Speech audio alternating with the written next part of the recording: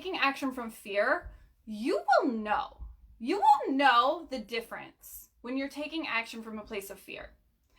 And that's because it will feel completely different.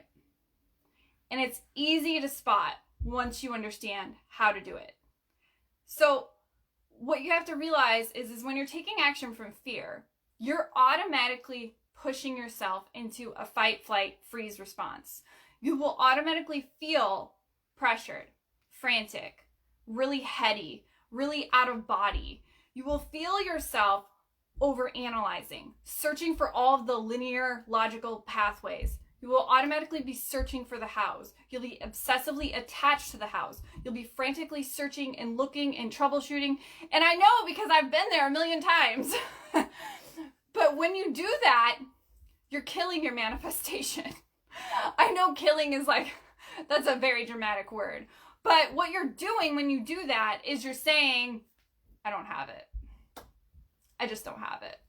So I need to search, frantically obsess, frantically pressure myself, frantically use all of my energy to push the manifestation.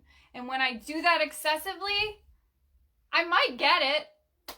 I probably won't enjoy it, but I will get it because I'm using all of my energy, all of my resources, all of me to get what I want. Or we fold.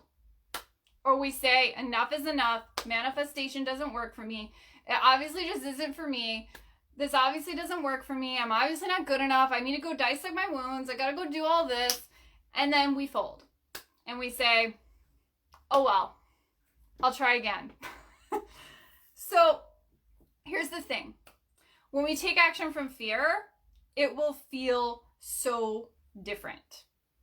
So how does this really connect to manifesting? Well, we have to realize that we can't just sit on the couch. We can't just frantically manifest either. So where is the in-between? Where is that like hot sweet spot? Well, it lives in your magnetism. It lives in knowing that when you're in the being, you will naturally be automatically pulled into the doing. And so when we say inspired action, when we say intuitive action, what we're really saying is when I'm in the vibration of what I want, fully expecting it's mine, I will naturally be led. I will naturally be pulled. I will naturally have the ideas, the opportunities, the right conversations, the right people. Everything will start to snowball. Because here's the thing, guys, like alignment is such a weird feeling. Like alignment, when you're in real alignment, it feels like an orgasm happening in your mind because all the dots suddenly connect.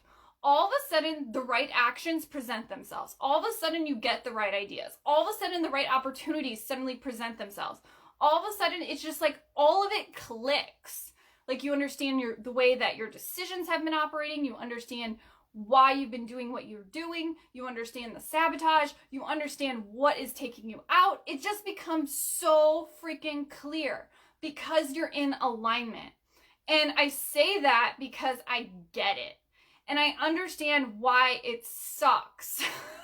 And I understand why when you're in a place where you're frantically taking the action and you're in that place of incongruency, it feels like everything is miles and miles away because in your mind, you're making it seem that way.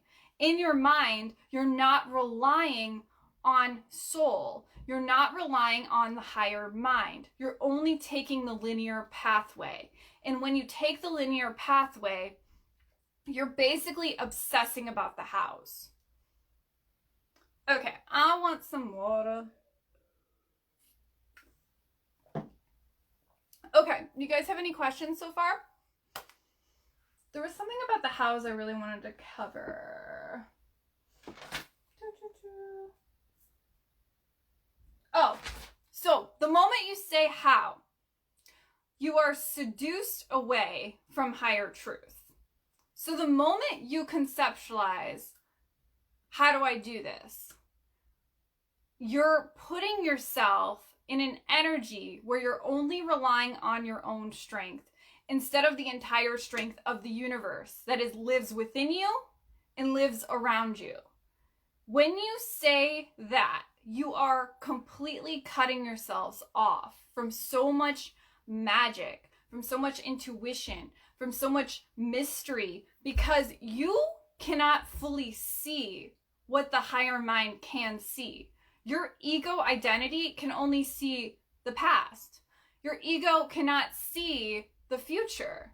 So when we only are coming at it from this lens of, I have to look at how to do this, I have to look at all the linear pathways, I have to frantically push myself to take a ton of action, and then I have to constantly overwork myself to the point of burnout so I can get it.